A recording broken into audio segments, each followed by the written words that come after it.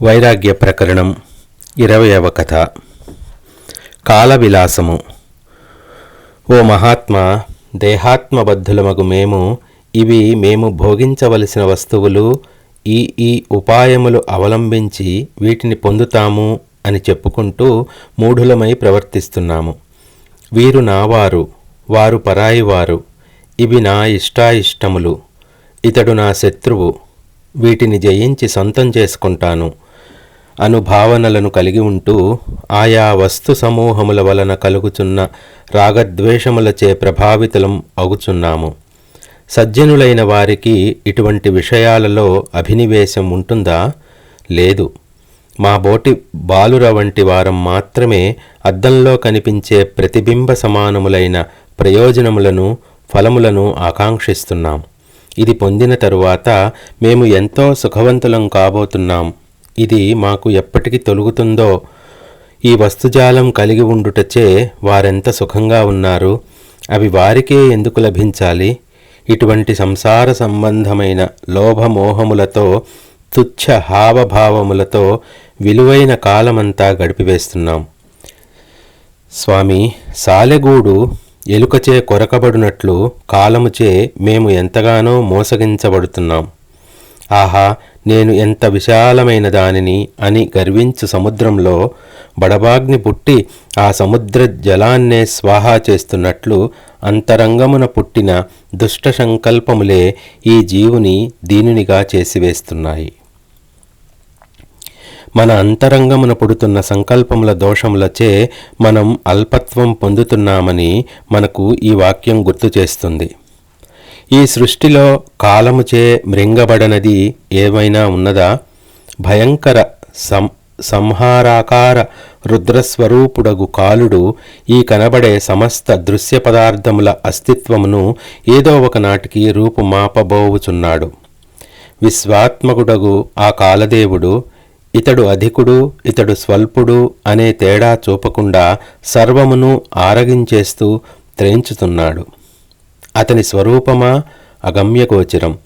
ఈ క్షణములు, నిమిషములు, గంటలు, రోజులు, సంవత్సరములు, యుగములు, మన్వంతరములు, కల్పములు అతని యొక్క ఉపాధి అనవచ్చేమో. అట్టి ఉపాధితో కొంచెము రూపము దోపింపచేయుచు ఈ చరాచర విశ్వమంతా తన వశం చేసుకుంటున్నాడు.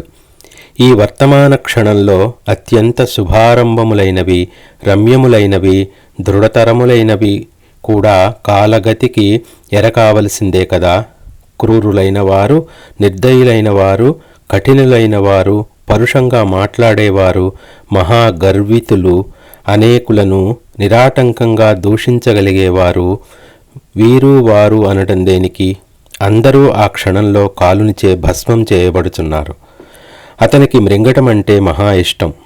ఒక్కొక్కసారి ఒక్కొక్క వస్తువును, ఒకేసారి అనేక వస్తువులను మృంగివేయగలడు. అనంత లోకములను మృంగినా సరే అతనికి పొట్ట నిండదు.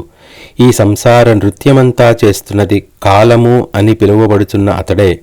ఇదంతా సృష్టిస్తున్నాడు, కలిగి ఉంటున్నాడు, మృంగివేస్తున్నాడు. అతనికి అడ్డం ఎవరు? చిలుక దానిమ్మకాయను పగిల్చి లోన ఉన్న గింజలను మృంగునట్లు కాలుడు కూడా తన సంహార వ్యాపారము ద్వారా అనేక జగత్తులలోని నానావిధ ప్రాణులను మౌనంగా చప్పరించి వేస్తున్నాడు. అభిమాన సమన్వితులగు ఈ జీవాత్మల సమూహమంతా ఒక మహారణ్యం అని అనుకుంటే దీనిని పెంచి పోషించి ధ్వంసం చేసే యజమానుడే కాలుడు. కాలము అనే ఏనుగునకు శుభాశుభ కర్మలు అనే 2 దంతములున్నాయి. వాటిచే జీవసమూహం చిగురుటాకు వలె విచ్ఛిన్నం చేయబడుతున్నది. విరించి మూల బ్రహ్మాండ బృహద్దేవ ఫలద్రుమం బ్రహ్మాకాననమా భోగి పరమావృత్య తిష్టతి. ఈ బ్రహ్మాండము అనబడు దానికి మూలము బ్రహ్మదేవుడు, సమిష్టి జీవుడు. దేవతలే అనగా కర్మేంద్రియ జ్ఞానేంద్రియములే ఫలములుగా గల ఈ బ్రహ్మాండ వృక్షము స్వయముగా మాయా అయి బ్రహ్మమే ఉనికి స్థానంగా కలిగి ఉన్నది. ప్రతి శరీరము ఒక బ్రహ్మాండ నిర్మాణం యొక్క సంజ్ఞయే. అందుగల సంకల్పతత్వము బ్రహ్మదేవుడుగా, ఇంద్రియములు దేవతలుగా, ఇందలి జీవుడు బ్రహ్మముగా వేదములలో వర్ణించబడింది. ఈ 3 లక్షణాలు ప్రతి జీవునికి వర్తిస్తాయి. ఈ గడుసరి కాలదేవుని విషయంలో మరొక చమత్కారం చెబుతాను వినండి. ఇతడు కార్యరూపంలో క్షణక్షణం భగ్నమగుచున్నప్పటికీ కారణరూపంలో మాత్రం భగ్నుడు కాకుండానే ఉంటున్నాడు. ఒకచోట దహింపబడుచున్నప్పటికీ మరొక చోట నిశ్చలుడై సుస్థిరంగా ఉంటున్నాడు. ఒక విధంగా కనబడుచు మరొక విధంగా కనబడకయే ఉన్నాడు. ఈ మనస్సు ఒక్క నిమిషంలో అనేక వస్తువులను, సంఘటనలను, రూపములను సంకల్పిస్తూ త్యజిస్తూ ఉంటుంది. అదేవిధంగా కాలము కూడా అనేక జగత్తులను ఒకవైపు సృష్టిస్తూ మరొక వైపు మృంగివేస్తోంది. ఈ జగత్తుల ఆగమన నిష్క్రమణములను గమనించనట్టి ఈ జీవులు, ఈ శరీరమే మేము, ఇది పుష్టిగా ఉంటే మేము కూడా పుష్టిగా ఉంటాం, లేకుంటే లేదు, ఈ శరీరంలో ఏర్పడే అనుభవాలు, దీనితో పాటు ప్రాప్తిస్తున్న సంబంధాలు వాస్తవము అను రూపము గల శరీర తాదాత్మ్య భావము పొందుతున్నారు. అవస్తువే అయి ఉన్న ఈ దేహముతో ఐక్యభావము పొందుతున్నందుకు ఫలితంగా కాలుడు వారిని నిరంతరం స్వర్గ నరకాదులందు త్రిప్పుచున్నాడు.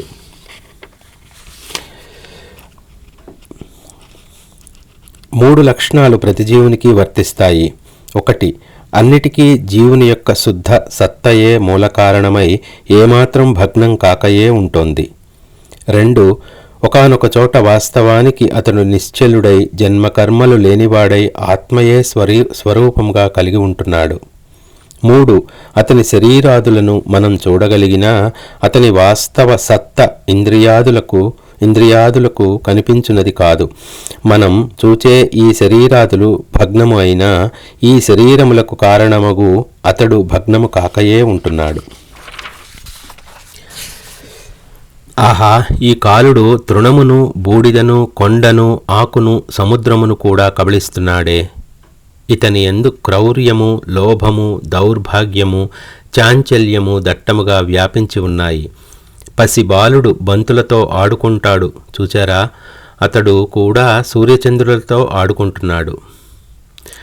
ప్రళయ సమయంలో జీవులందరినీ నాశనము చేసి వేసి వారి ఆస్తులను ధరిస్తున్నాడు.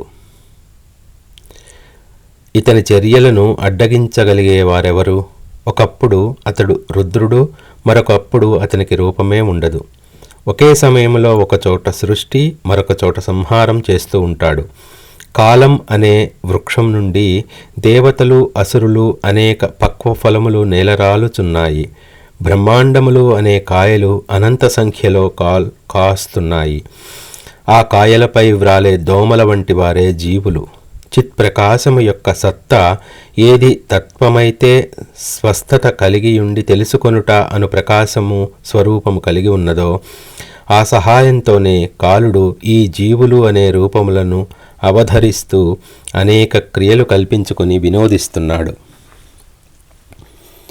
ఓ మహాత్మా, ఈ కాలుడు తుది మొదలు లేని అనిర్వచనీయ వస్తువుల వలె విలయిచున్నాడు. అతడు ఒకచోట కారు నలుపు వస్తువులను అనగా అజ్ఞానము, నైరాస్యము, నిస్పృహ, నిష్క్రియత్వములను, మరొక చోట కాంతిమయ వస్తువులను అనగా సుజ్ఞానము, ఉత్తమ ఆశయము, ఉత్సాహము, క్రియాచాతుర్యము, ఇంకొక చోట శూన్యమయ వస్తువులను, శుద్ధత సత్వమును తన యందు తానే సృష్టించుకొనుచున్నాడు. తనదైన ప్రత్యేకమైన బాణిలో ఈ అనంత సంసారము యొక్క సారమైనట్టి స్వకీయ సత్తచే ప్రవర్తిస్తున్నాడు. వేలాది మహాకల్పములు ఎదురుగా గడిచిపోతున్నా అతడు ఖేదము గాని మోదము గాని పొందుటలేదు. దేనిని చూచి ఆనందించడు, దేనిని ఆదరించడు, ఏదీ స్థిరంగా కలిగి ఉండదు. ఈ కాలము యొక్క స్థితిగతులకు ఆద్యంతాలు ఎక్కడా? ఇతడు అనాయాసంగా లభిస్తున్న జగత్సృష్టి అనే క్రీడయందు నిరహంకారుడై తనను తానే పాలించుకుంటున్నాడు. తనకు తానే సూర్యకిరణ స్వరూపుడై నిర్లిప్తంగా ఈ జగత్తంతా ఏ మూల ఏమున్నదో సర్వదా చూస్తున్నాడు. సూర్యబింబస్వరూపుడై అవిశ్రాంతంగా రేయింబవళ్లను సృష్టించుకుంటూ పోతున్నాడు.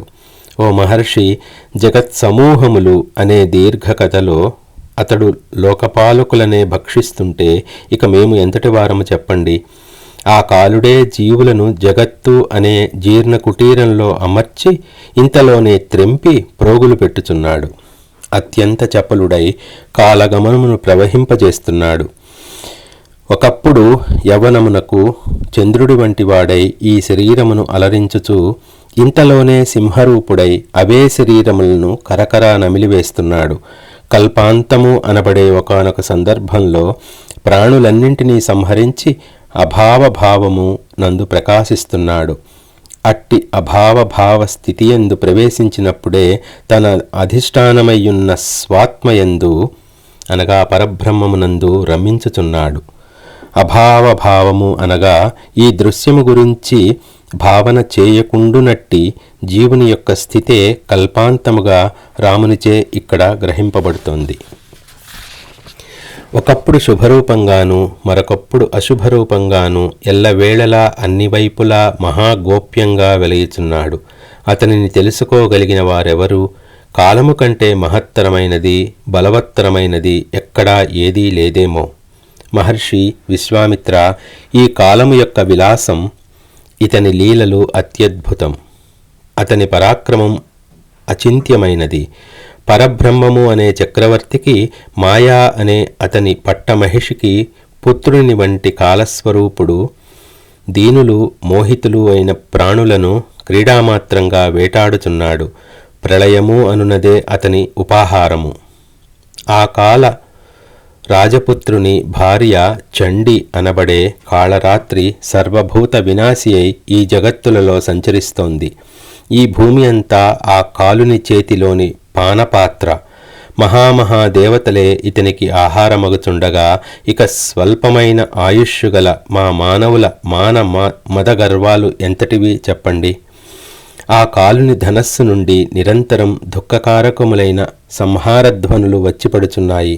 కాని మూర్ఘులకు అనేక మంది జనులు మాత్రం అదంతా పట్టించుకోకుండా ప్రక్కవారి కంటే మేము అధికులమేనా, మాకు గొప్పదైన వస్తుజాలం లభిస్తోందా అని సరిచూచుకుంటున్నారు. అట్టి క్షుద్ర జీవుల మగు మమ్ము అతడు సర్వదా చమత్కారంగా వేటాడుచున్నాడు.